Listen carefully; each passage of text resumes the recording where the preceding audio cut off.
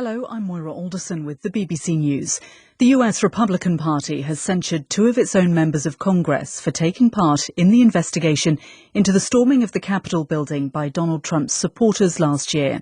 The party's governing body accused Liz Cheney and Adam Kinzinger of helping to persecute people engaged in legitimate political discourse. From Washington, here's Gary O'Donoghue. The Republican National Committee has accused them of participating in what it calls a Democrat-led persecution of ordinary citizens engaged in legitimate political discourse. The RNC has stopped short of booting them out of the party, though Adam Kinzinger has decided to step down from Congress this year, and Liz Cheney will face a challenge from within the party for her seat before November's elections. Ms. Cheney said Republican leaders had made themselves willing hostages to a man who admits attempting to overthrow a presidential election. Donald Trump's former Vice President, Mike Pence, has insisted he could not have overturned the result of the 2020 election. Mr. Trump, who has falsely claimed the election was stolen from him, recently asserted again that his deputy could have blocked certification of the results.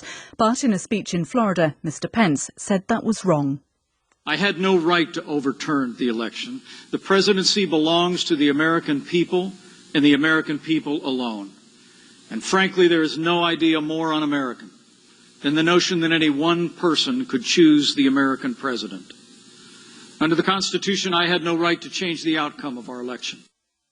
The United States military says an attack that killed more than 180 people at the airport in the Afghan capital Kabul last August was the work of a single suicide bomber. The attack took place in the chaotic aftermath of the Taliban takeover of Afghanistan. Viv Marsh reports.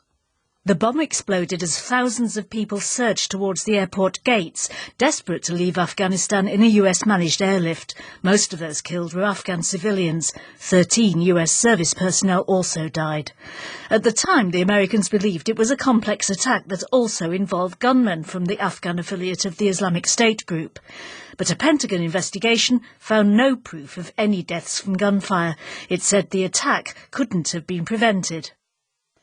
A second Cuban dissident has fled the country after being given an ultimatum to leave. Carolina Barrero said she was given 48 hours to get out, or a group of dissidents detained with her earlier this week would face charges.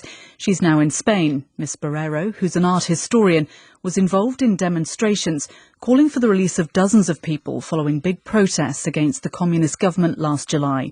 Another high-profile dissident left for Madrid in November after attempting to organise a protest in Havana. BBC News. The Winter Olympics is officially underway after a restrained opening ceremony in Beijing. Only invited guests watched the 2-hour ceremony, which was toned down, in part because of the COVID restrictions. Many Western governments are staging a diplomatic boycott, but the Chinese leader Xi Jinping has held talks with the Russian President Vladimir Putin. More from Robin Brandt in Beijing.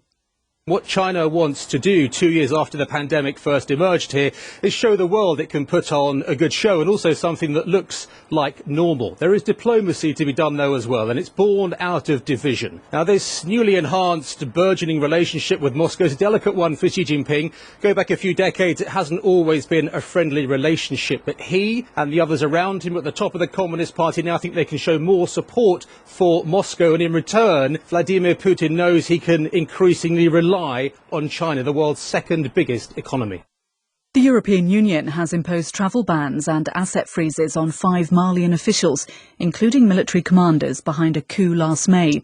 The announcement was made in response to the abandonment of a promise to hold elections.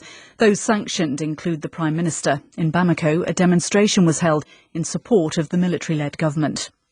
The family of a British man held by Houthi rebels in Yemen for nearly 5 years have accused the British government of apathy towards his fate. Luke Simons is being detained in the Houthi-held capital, Sana'a. He's been accused of spying for Britain, a claim his family strongly deny. A yoga retreat, which was due to be held in Kuwait, has been postponed by the authorities after it was denounced as immoral. The organiser insisted the gathering was entirely focused on practising yoga, highlighting its health benefits and creating a fun environment for women. But a local MP insisted that such retreats were alien to Kuwaiti society. BBC News.